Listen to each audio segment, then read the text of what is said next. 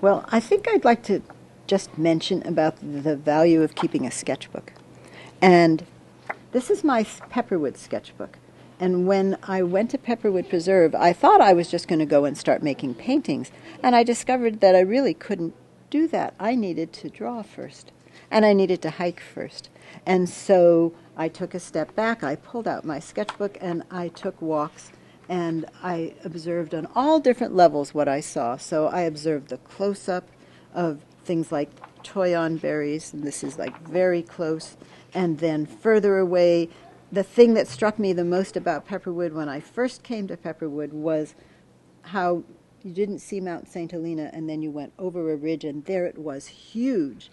And so many of my paintings have Mount St. Helena in them. And I became aware of thinking about the history of mountains and artists who had painted mountains. Cezanne, who painted Mont Saint-Victoire, Hokusai, who painted the Mount Fuji, Georgia O'Keeffe, who painted the Pedernal, and I started making notes about that. So I'm just showing you through here. I wrote at the same time. I used my sketchbook for reflections, and just seeing this, it's like a movie of what my experience was. And here's Mount St. Helena again with snow on it. And I have the dates. This is above Turtle Pond. This is showing how things recede when a storm was coming up. Sometimes it's just the feeling of the wind blowing. And then I have a series that shows, let me see if I can get to it. Oh, this painting, which is a drawing, which is almost like a painting. I was sitting almost above this tree on a hillside on a little deer trail, and this I worked on for a very long time, just building it like an etching, till I felt like I was really going deep inside this oak tree. And in the back right here is Mount St. Helena. And so it was with me all the time, and I really began to feel my history of connecting to my family of artists. And I had an instructor, Maya Schock, who used to talk about my grandfather, Cezanne, my great-grandfather, Picasso, my great-uncle, Matisse. And she was Japanese. But it was that we live in this family of artists, and that these are our teachers, even though we've never met them. And I was writing about it, always thinking about Mount St.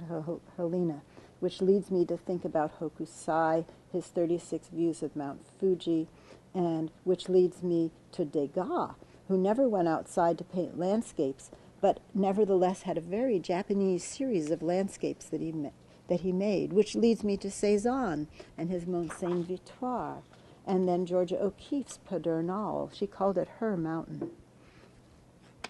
And many years ago, when I went to New Mexico, I was sure with my friend Sally that we had found her house, but at the time they wouldn't tell us.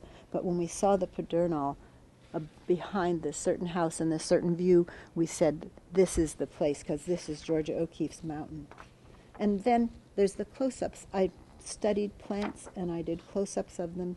I painted the negative spaces. I drew the negative spaces between things. And one more thing that I'd like to say about my art is that the shape of space is really how I form compositions.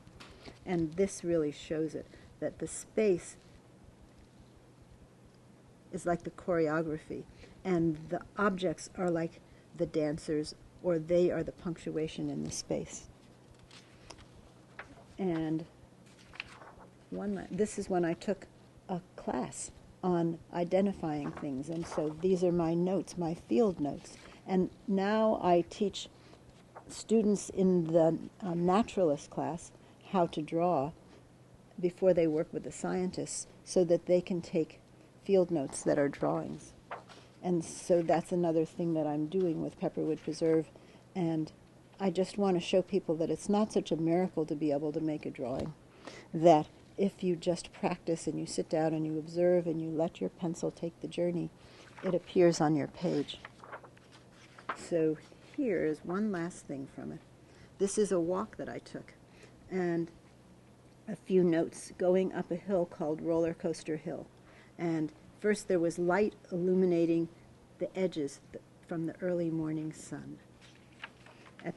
Then climbing, light falls on a gentler slope, dark woods beyond, and these are just my writing in it.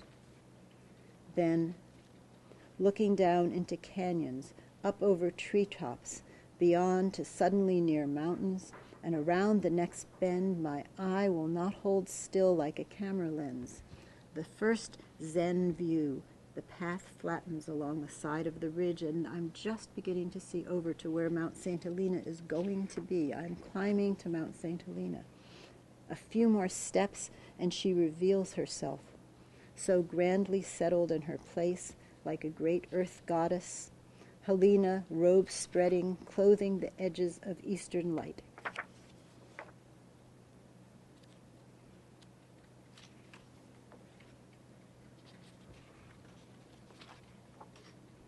And now I got to the top, I looked at Mount St. Helena, and then I lay down on my stomach, and this was my view. Here's Mount St. Helena, and here's shooting stars and buttercups seen from an artist lying on her stomach on the ground. And they are now giant, and the mountain is little in the distance. And there you are. It goes on.